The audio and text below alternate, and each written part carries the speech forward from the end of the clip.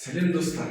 Білім туралы 2007 жылғы 27 шілдедегі Қазақстан Республикасы заңының 5 бабының 34 тармақшасына сәйкес педагог мәртебесі туралы 2019 жылғы 27 желтоқсандағы Қазақстан Республикасының заңының 5 және 16 баптарының негізінде педагогикалық әдеп қағидасының жобасы шығып талқылануда. Оның өзектілігін жерлерін сіздермен бөліссек.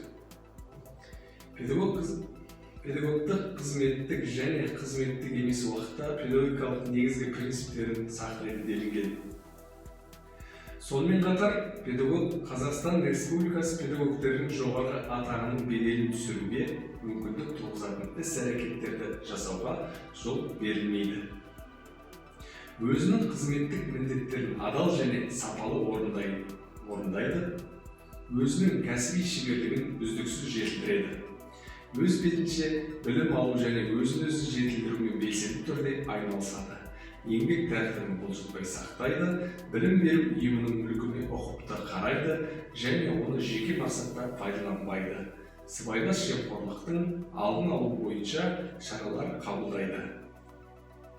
Өзінің шыншыл, адал және әділ мінез-құлқымен үлгі болады. Десек те, бұнда әртүрлі материалдық бақта, оның ішінде интернет басылымдарда жариялайды.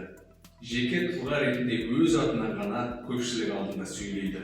Бұл ретте педагогтың жоғары атағына нұқсан келтірмей, пікірталасты дұрыс түрде жүргізуді қамтамасыз етеді. Мемлекеттің лауазымды тұлғаларының атына сындарлы емес, сыннан және әдепсіз пікірден тартынады. Жариялауға рұқсат етілмеген қызметтік ақпаратты ашпайды, қоғамда педагогтың жоғары атағына нұқсан келтірмейді делінген. Яғни, топта, басқа жерлерде тек өз атынан сөйлеу ұсынылады. Енді бір жолында білім беру ұйымының атынан бұқаралық сөз сөйлеулер, бұқаралық ақпарат құралдары жарияланымдары осы ұйымның басшысымен келісіледі делінген. Бұл жерде құрметті лауазымды тұлға мына жерде жемқорлыққа жол бердіңіз. Осыны жариялау үшін сізден рұқсат сұраймыз дейміз бе? Әлеуметтік желілерде тексерілмеген және немесе дәйексіз және немесе әдепсіз ақпаратты таратпайды, қоғамда педагогтың жоғары атағын нығайтуға ықпал етеді. Бұл енді түсінікті. Қазақстан Республикасының кез келген азаматы жалған ақпарат таратқан үшін жауапқа тартылады.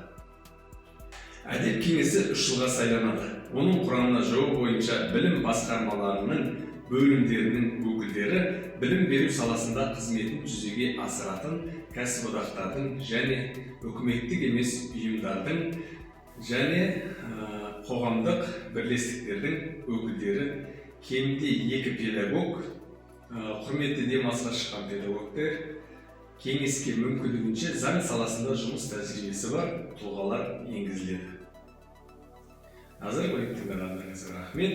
Алдағы уақытта осы және басқа да осы педагог мәртебесі заңына қатысты қабылданатын қаулылардың барлығының дұрыс қабылдануына тілектеспін. Немесе ашық үкімет порталына кіріп, өздеріңіздің пікірлеріңізді білдіріңіздер. Біздің арнамызға жазылуды ұмытпаңыздар. Келесі жолыққанша аман сау болыңыздар.